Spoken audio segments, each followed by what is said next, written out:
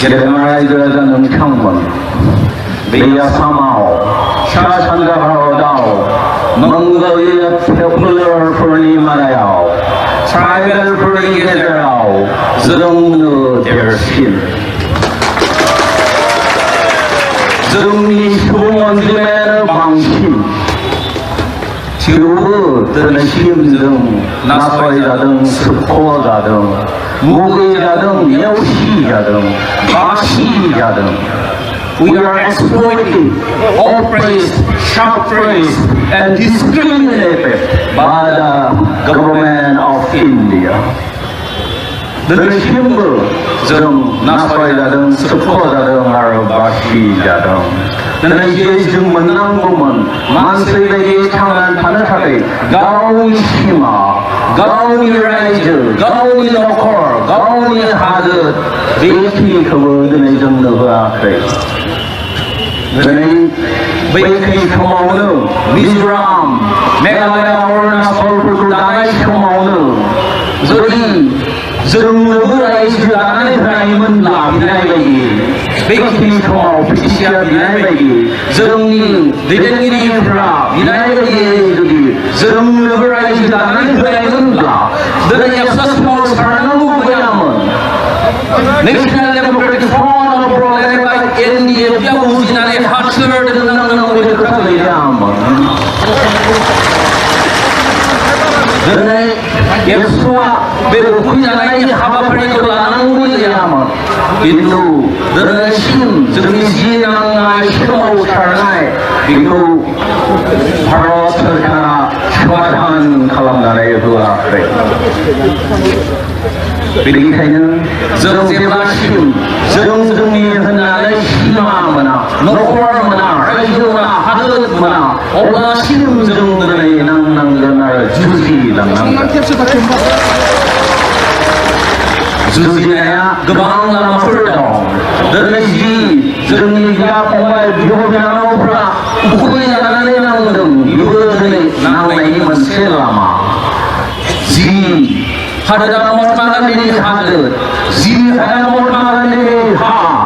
बे हायावबो बे हादोरावबो दिनै सानबा जाया मुवा लोङा उखै जानायखौबो दिनै नायफैयाखै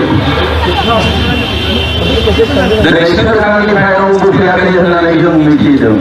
जोंहा खाथियावनो मन्त्रि दं मैदेर फिसा थैयोब्ला थांनानै गाबहैलायो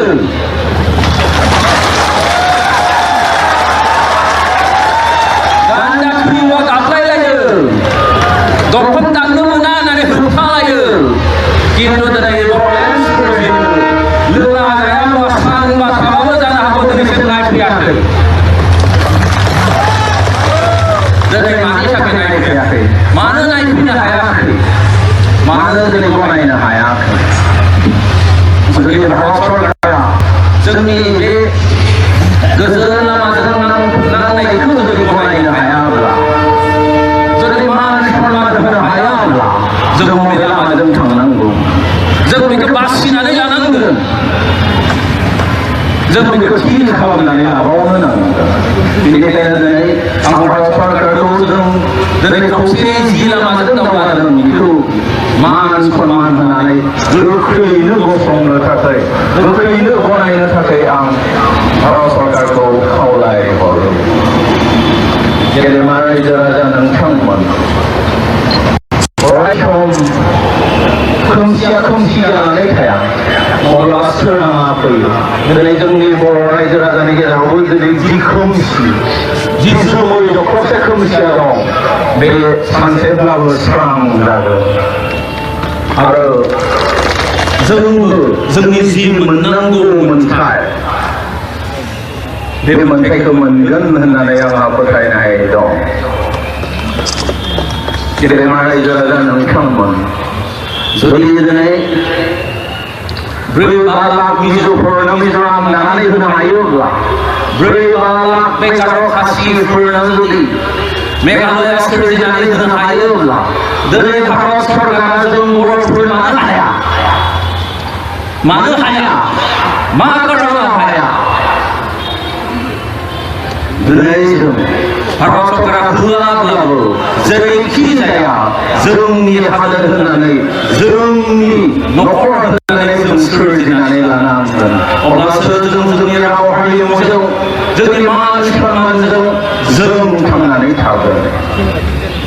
गेदेमा रायजो राजा नोंथांमोन जों खौसे जानायखौ दिनै सोरबा सोरबा गिदोंसै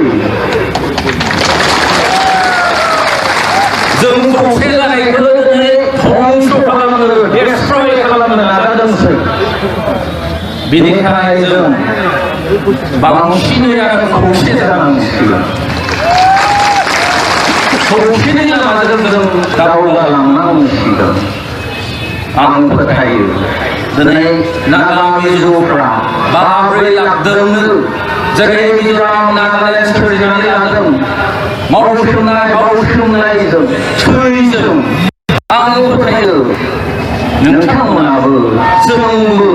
बावसोमनाय थै आरो जिउजों बर'लेण्डखौ सोरजिनानै